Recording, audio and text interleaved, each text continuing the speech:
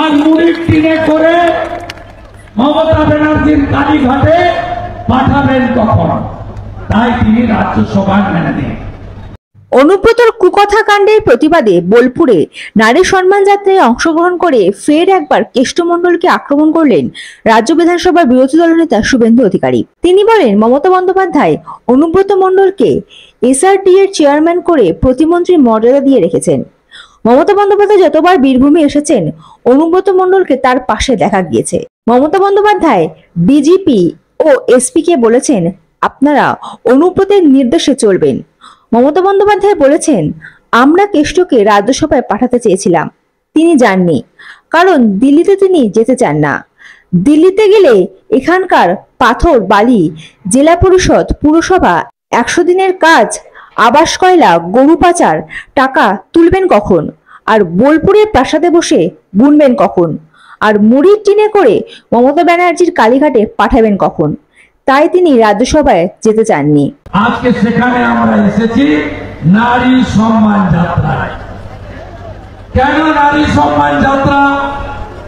আপনারা জানেন, গত কয়েকদিন আগে পশ্চিমবাংলার চোরেদের রানী পিসিমণি, মহারানী চোরেদের, যিনি এখন হীরক রানী হয়েছেন, সেই হীরক রানীর সবচেয়ে ক্লোজেস্ট নেতার নাম হচ্ছে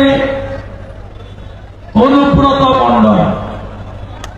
অনুব্রত মণ্ডল তিনি তৃণমূল কংগ্রেসের দীর্ঘদিনের জেলা সভাপতি ছিলেন। তিনি এখনো জেলে থাকাকালীনও ছিলেন, বেরিয়ে এসেও স্বমহিমায় আছেন এসআরডি এর chairman, state rural development authority, অর্থাৎ রাষ্ট্রমন্ত্রীর সমমর্যাদা সম্পন্ন। অর্থাৎ মমতা বন্দ্যোপাধ্যায়ের চোখে তিনি হলেন রাজ্যের মন্ত্রী। মমতা বন্দ্যোপাধ্যায় 11 সাল থেকে মাঝে 2 বছর তিহারের জেলে থাকার সময় বাদ দিয়ে যতবার এসেছেন বীরভূমে, এমনকি পার্শ্ববর্তী জেলাগুলোতে, ততবারই 150 কেজি ওজনের এই ভারী নেতা মঞ্চে বসেছেন এবং মমতা বন্দ্যোপাধ্যায় রাজ্যের মুখ্য সচিব, ডিজিপি, জেলা শাসক, জেলা পুলিশ সুপারদের বলেছেন যে তোমরা কেষ্টর কথাতে চলবে। মমতা বন্দ্যোপাধ্যায় একাধিক সভাতে বলেছেন, আমার কেষ্ট রাজ্যসভায় পাঠাতে চেয়েছিলাম, ও যেতে চায়নি, কারণ দিল্লিতে তিনি যেতে চান না।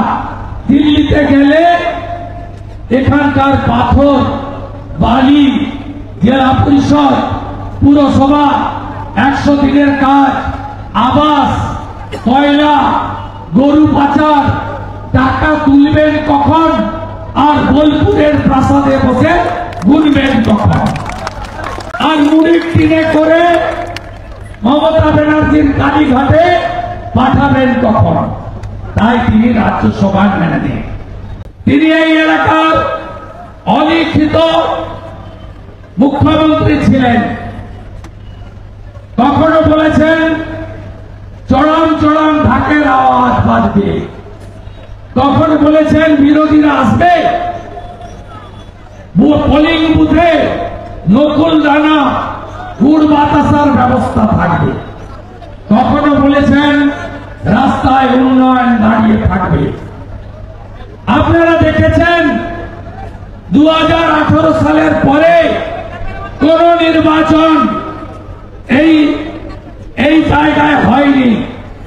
2018 পঞ্চায়েতে সমগ্র বীরভূম জেলায় বিনা প্রতিদ্বন্দ্বিতায় 30 স্তরের পঞ্চায়েত হয়েছে। একটা পঞ্চায়েতে ভোট হয়েছিল মল্লারপুর, সেখানকার হিন্দুরা হারিয়ে দিয়েছিল এই তোলামল নামক মুসলিম লীগ 2 পার্টিকে। আপনারা জানেন সেই অনুব্রত লতা মণ্ডল গরু পাচারের মামলায় জেল খাটলো, তার 500 কোটি টাকার সম্পত্তি উদ্ধার হলো, তার সিকিউরিটি নাম তার সাইগল, ওসিআইসিরা তাকে স্যালুট দিতেন, তার 200 কোটি টাকার সম্পত্তি উদ্ধার হলো।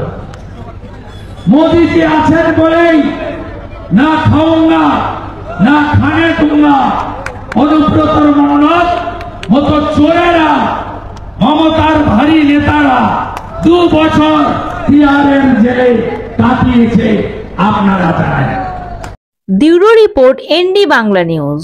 সবার আগে সব খবর, সঠিক খবর পেতে ফেসবুক পেজটি ফলো করে এবং ইউটিউব চ্যানেলটি সাবস্ক্রাইব করে রাখুন আর শেয়ার করতে ভুলবেন না।